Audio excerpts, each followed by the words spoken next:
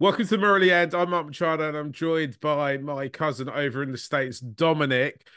We are going to do a bit of a preview for the Afghanistan test. We'll also talk a little bit about the under 19s World Cup and Sri Lanka's greatest active cricketer has just signed up for, finally got a WPL contract. We'll reflect on that as well. Thank you for listening and for joining. If you haven't done so, please hit the subscribe, follow button, and also remember to sign up for the newsletter as well. That's free and comes into your inbox once a week. It's a bit sporadic, I'll be honest, about when it comes in, mainly because I'm really rubbish at meeting deadlines for it. It's entirely my fault. Dom, let's get I said let's get straight into it. I've just rambled on for about 2 minutes. Dhanajaya De Silva's first series as captain. I think before we talk about the squad, let's take a moment to reflect on Dimuth's captaincy. He was captain for a long time, for five Yeah, years, which in Sri Lankan cricket's almost a generation. an eternity, Um, right? Yeah. yeah. How would you reflect on it now that it's come to Yeah. an end? It's interesting because I've been looking this up. He only captained 30 test matches in those 5 years, which kind of again illustrates a problem we've been talking about for a long time now. How much practice is the Sri Lankan red ball squad getting? What is the future? But I think we'll remember Dimuth's captaincy as a stable one, as a steady one, as one that saw, some important gains, right? I think he left the team in a better spot than he found it. They were really struggling when he took over in 2019, and he brought about this amazing victory in South Africa, right? And this kind of is the crown jewel in his captaincy. He can refer to himself as being the only captain to have led an Asian side into South Africa and won a test series, including these very, very good Indian sides that have toured South Africa. So that's a big part of it. The other hallmark is, he's led by example. His own batting has been an absolute pillar of Sri Lanka's batting performance. He's carried the squad, he's carried the side, he's consistent, he's turned himself and I don't mind saying this, into the best opening batter in the world. I've been looking at the statistics. Since 2017, no one has scored more runs. No one has scored more hundreds. And of opening batters who've had at least 30 innings, he has the third highest average. And he's doing it in Sri Lanka, which is one of the hardest places to open the batting, right? So I think his batting has been a great part of it, and his solidity and consistency with the bat has kind of mirrored the tenure of the team. That being said, I think the critique that we give of Dimuth is perhaps maybe not the most innovative of captains when it comes to field settings, when it comes to using bowlers. I think that's something that DDS can improve upon, but Dimuth's time in charge has been a fruitful time. It's made winning in the island a bit more difficult, right? We remember Pakistan and Australia came hoping to get easy scalps. They weren't able to do it. We won abroad. We've conducted ourselves very well abroad. The New Zealand series last year, where we almost won that first test, and almost made it in turn to the test championship by winning that test. I think overall solidity, decent quality, and actually there's not been a whole lot of turnover. You haven't seen a lot of chopping and changing of the squad. The team has been consistent. It would be helpful if I unmuted myself. I was going to say let's start with those 30 tests because there's a lot made about how many tests Sri Lanka do or don't play. But actually, outside of the big three, that's kind of all right at the moment when you Yeah. consider, we in the last 5 years we've lost a lot of time to COVID as well. Cricket basically in Sri Lanka definitely just stopped for 9 months. So you can probably add another three or four tests that he would have missed. And I think Sri Lanka are going to play, is it 10 test matches this year in total? I think it's 10 or 10. maybe Okay. yeah, or Got maybe one now. We've got three in the UK and then a few later on. yeah. Um, so I think in a way we kind of have to get over the whole we're not playing enough test matches because I think it's on par with the Right. Absolutely. everyone else, right? Maybe India and England are actually probably the only two sides that are going to be playing a lot more Test matches annually than we are. Right. But I think everyone else in the cricketing world is probably playing about the same amount. I think the reality is the finances don't work for us. I mean, Yep. it's admirable that um, Sri Lanka or SLC have decided to open up the gates, as it were, for this test match and let people in for free. I think that's a great initiative, especially with it being in Colombo. Um, but it also points to the fact that they just see this as a loss maker, right? Yep. Which means you kind of feel it's definitely in the priorities of people who run the game in Sri Lanka and associated with it. It's got to be third place, right? At this point, Right. behind T20 and behind ODIs, because if it's not making money, why are you doing it? That's I'm not saying that's my opinion. I'm not saying I'm just saying that's the stark reality of what where the where the game's at for Sri Lanka. Mhm. And all things considered, I actually think Sri Lanka are a pretty decent test unit, right? I think there's other Yep. teams which are, it's taken us a while to become it, but we've become reasonably we're consistent at home and kind of put up a fight away. There's a lot of people in England expecting us to roll over in the three test matches that we've got over later on this year. I think there'll be a lot of players in there, Dimmer, Chandama, Angelo, the three that come to mind, to probably thinking this is probably my last test matches in England. Yep. Let's really give it a go. And on a kind of final word on Dimmer's captaincy, I think it's remarkable that anyone lasts that long as a captain of any format in Sri Lankan cricket, Yeah. and it's equally remarkable that he's done it without any. I can't think of there being any controversies involving him, at least, or any moments where anyone could ever suggest he's brought the island or the team into any sort of disrepute. Um, and people who've met him, I'm yet to meet him or yet to talk to him. They tell you that he's an absolute cricket nerd and Yep. he's a really nice and good guy, and that seems to reflect through on the team he's picked. I Yeah. suppose as Machado's were contractually obliged to say, could only imagine the kind of captain he would have become for the nation if he'd gone to St. Peter's. Yeah. But that's Yep. probably for a different time for a different podcast. What are you expecting from DDS's captaincy? You mentioned maybe step away from some of the orthodoxy Yeah. of Dimmoth. Yeah. I think it'll be interesting. I don't think DDS has a ton of captaincy experience. He's not a captain in the LPL. He hasn't captained any of the white ball sides. So it really is an interesting thing to think about. And we kind of have to go off of an impressionistic view of what we think he's going to look like as a captain, right? And I think at least my impressionistic view is thinking of him as a batter. He bats the way he bats, and that's in measures brilliant, and in some ways, very frustrating. But I imagine that mentality of I have a way of doing things. I want to be aggressive. I want to take the attack to the team. I want to show fight. I want to show resilience.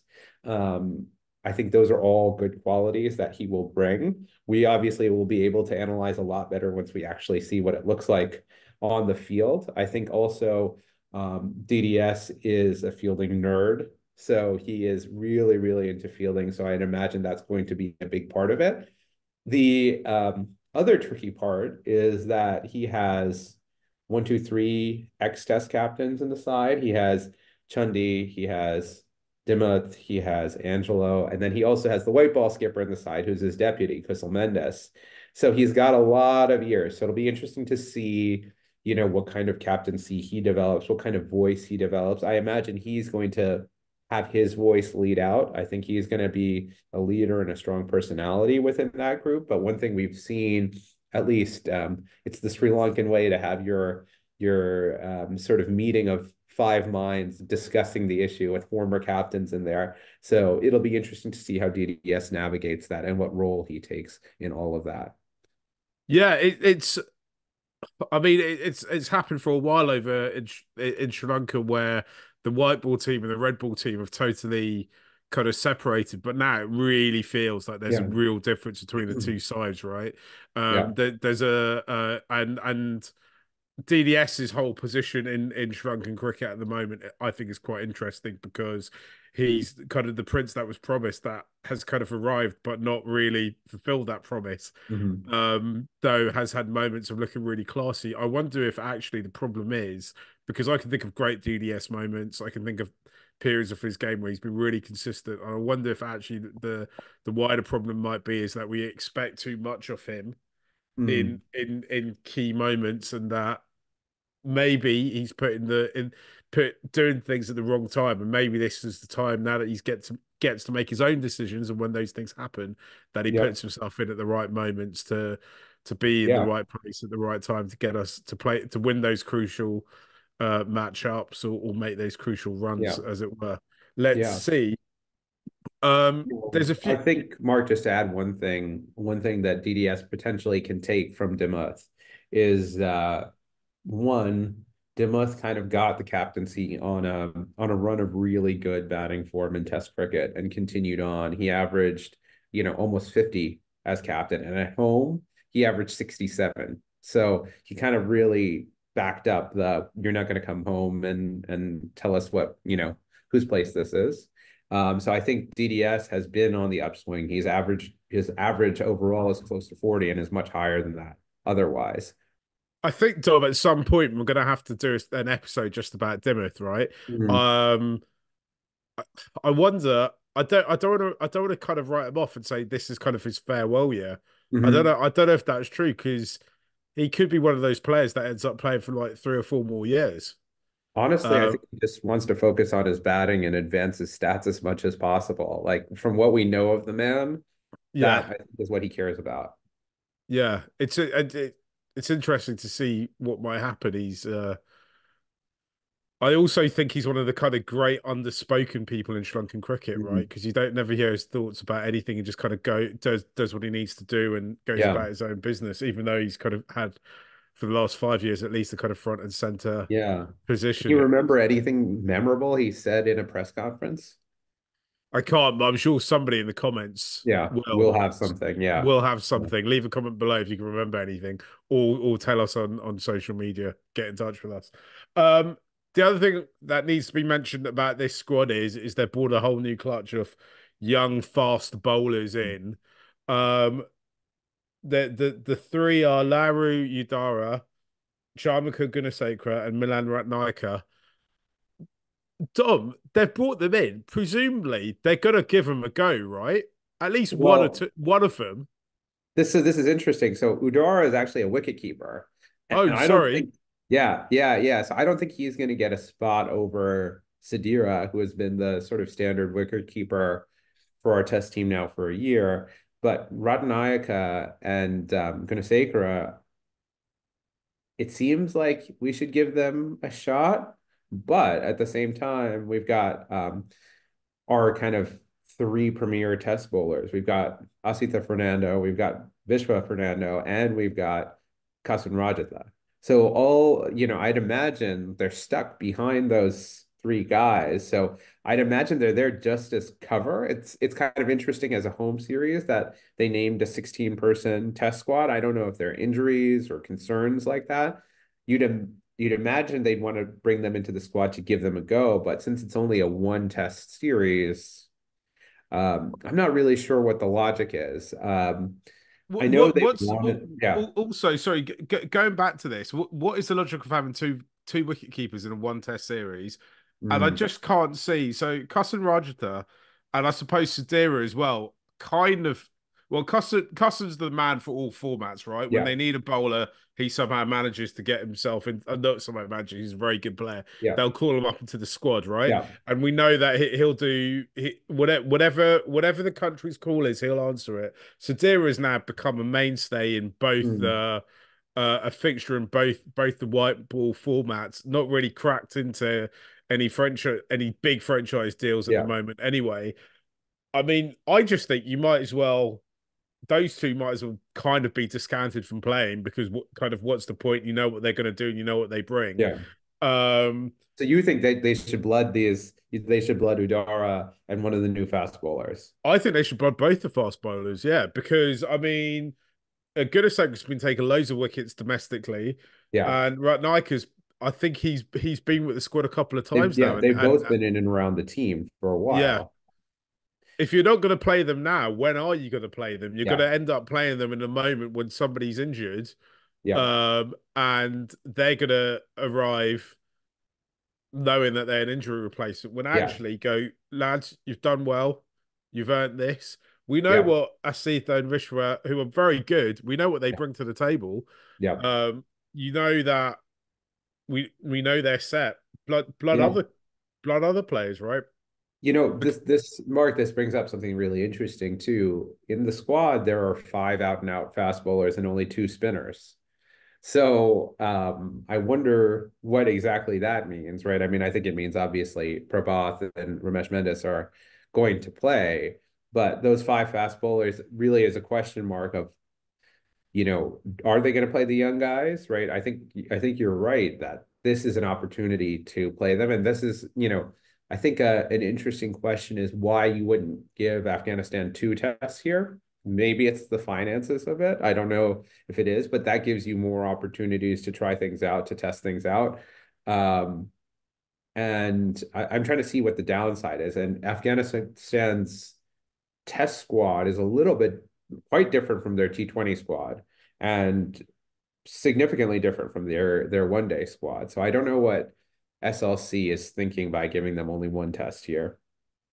I suspect it's a pure financial decision, Yeah. right? I have no idea how much money they would have got to sell the rights for a one-off test.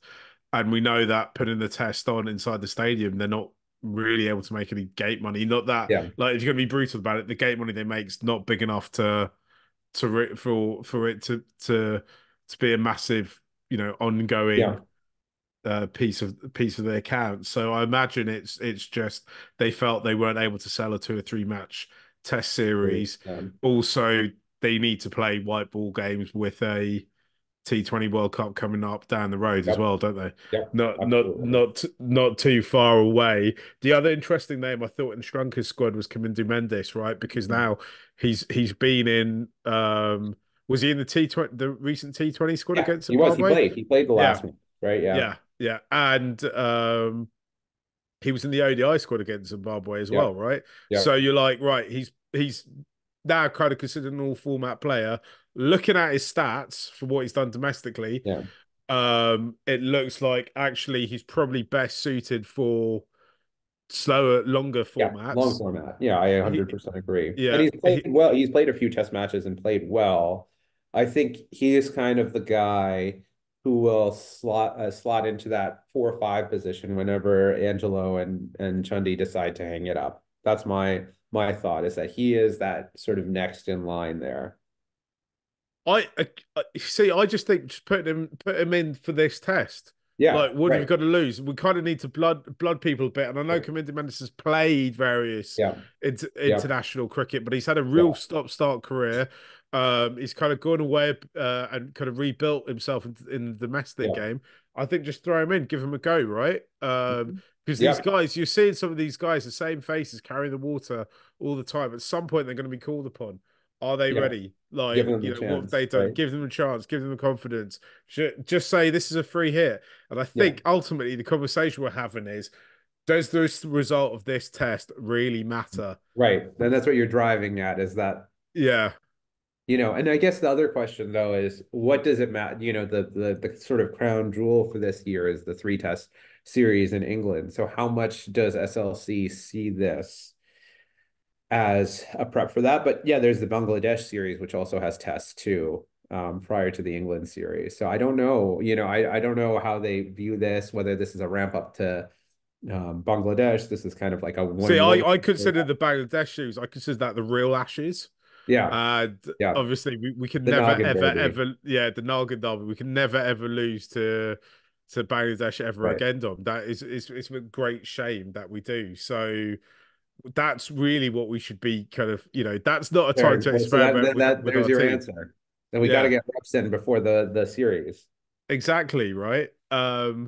So I kind of like I'm kind of being very serious about that, right? So I think this rivalry, I think it works in both teams' favors Mm. to kind of nurture it a little bit, Yeah. and that the timed out. We're going to be talking about that Yep. for The in a way noggin. that yeah, Yeah. we're going to be talking about this everything around this fixture for a long time. I think we need to kind of take that seriously. We need to Yeah. take the England test seriously. I'm not saying we're not taking the Afghanistan test seriously. Yeah. I'm Yeah. saying that actually we're kind of should think right. New captain. It's the beginning of a new Yeah. cycle. We know what these players can do. Mm. We can wheel them out for the really big games. Yeah. But maybe it's Yeah. not something we should do here. I mean, I think the other bit though is for players now who are test only. So Demuth and although Demuth was not test only a few months ago for a few month period. And Chundi, they're seeing it as these are, they're looking at the 5-year schedule and saying there's only a very limited amount of red ball cricket that I'm going to be playing. So got to jump on that as much as I can. yeah. Um, should we move away from talk about Test cricket? Yeah. Should we talk about the Under-19 World Cup? It's the Yeah. results aren't necessarily going Sri Lanka's way, but there's a few players in that Sri Lanka squad who are Yeah. really making an impact, right? Yeah. So, I think there was a bit of a scratchy start to the preparations. The Asia Cup was a bit of a disaster for our side, but they've rebounded well. They beat Zimbabwe and Nepal and lost to Australia and West Indies. They are right now in the second round. They're in the Super Sixes, so there's two groups of six, and from there, I think four advance to the semifinal and final. But yeah, I think it's funny. There's some parallels between the senior squad and the junior squad. Um, they are a very good bowling side, but they sometimes struggle to put up far batting scores. But nonetheless, few players to take note of. Dinura Kalupahana has looked really good, and Mark, you'll be happy to hear he is a fast bowling all rounder, kind of big, stocky guy, can hit the ball hard and can go bowl with decent pace. So, he's a guy who you might look to see in that 5, 6, 7 slot coming up in the next few years. Looks a big, strong guy for a Sri Lankan. Um, Exciting are the spinners, bowling with sort of a different pace and a I can't different. believe Sri Lanka Yeah, have exciting spinners. That's not right, happened right, right. for Um, about 3 months. Yeah, exactly. Vishwa Lahiro, left arm spinner.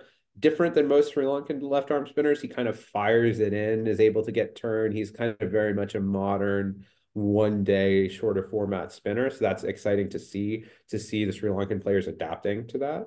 And then Thrupati, who is a leg spinning all rounder, right? And he looks really good. He's got a great googly, fires it in quick, and he's got some power down the order. So he's kind of a I don't want to put this expectation on anyone, but a mini Hasaranga. He looks a bit of a great package all around. And those guys have been performing really, really well, catching the eye of a lot of people around the cricket world. I think we've had something like 4 out of the last 5 matches. Kalupahana has hit a 50, and Vishwa Heroes economy is under 3. So they're doing super, super well. And definitely some bright prospects in the future. And I think perhaps most encouraging is they appear to be playing fearless cricket. They're not, they're adapting to the modern game, and it's nice to see the impacts reaching the under-19 level. There's a couple of people who've slipped into my DMs to ask me what I thought about Danura, and I was like, look, he's just doesn't really matter what I think. It's Yeah. irrelevant. He's turned up there. Sri Lanka, the under-19 team, was in a slight bit of chaos. Not only Yeah. were they expected to play this at home, um, the Asia Cup did not go the way they were expecting, Oh. and he's kind of turned it on, right? So Yep. he's definitely somebody who we're going to have to look out for. There's about 4 or 5 players I think could go on Yeah. and do something, and even the ones that maybe haven't performed to their kind of maximum ability, you can Yeah. kind of see why they're in the squad, Mm-hmm. right? Mm-hmm. So there's a few players there who I think are exciting prospects Yeah. to keep an eye on. And And Mark, to pick up on a point that you keep on repeating, we've got another slinger. We've got Garuka Sanket, who's been bowling pretty well. It's interesting. Estelle was saying that she thinks his delivery looks a bit more Sean Tatey. than Malinga, but he is definitely a slinger nonetheless. Look, I need to check that out. I haven't seen them bowling. I'm gonna have to go away and check that out Yeah. and have a look. But the wider point is if you play a Sri Lanka team, expect slingers, right? Yep. So Yep.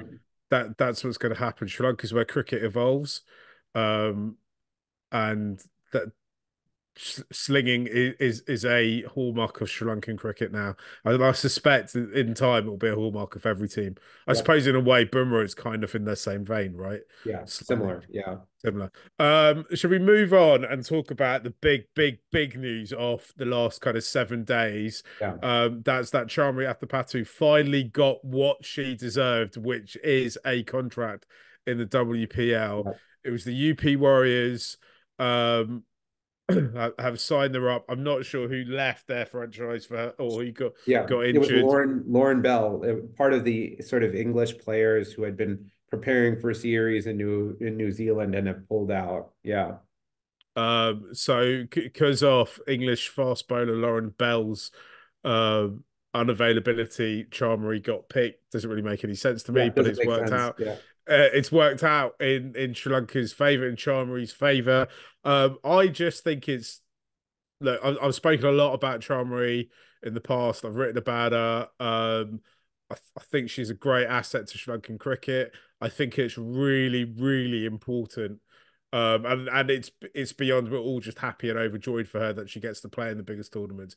I think it's really important for Sri Lankan cricket that our best women's player plays in the world's best tournaments because if she can't make it and if you're a young cricketer, you're a young female cricketer and you've got aspirations to go on to do this, then you're probably sitting at home thinking, well, if Chamari can't do it and she's basically a superwoman, Yep. um, how am I going to do it? It's inspirational for the youngsters. It gives a lot of young kids.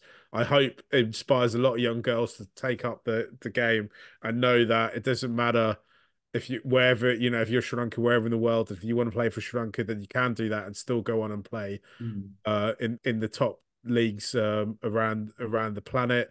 Um, and yeah, what were your thoughts, Dom, when you Yeah, Mark, I have a theory, and you're the perfect person to test it on. I think Chamri has become the new Murali, right? There are very few things that bring Sri Lankans together like a cricketer scorned. The way that the Sri Lankan public, the way that cricket fans have rallied around her and supported her despite the sort of constant rejections that she's gotten from these sort of bigger leagues, right? In spite of brilliant performance, reminds me so much of uh, Morley in the late 90s and early 2000s. She's become sort of our hero, our champion, and we fight for her just like she fights for our squad.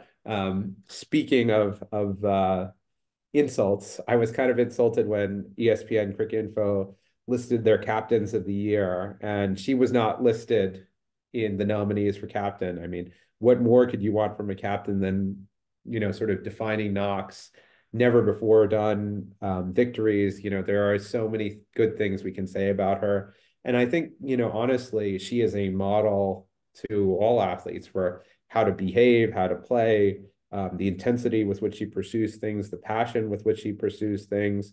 And I agree with you 100%, Mark, that it is such an asset to Sri Lanka cricket and especially to young women and girls playing cricket to see someone like Chamari doing what she does.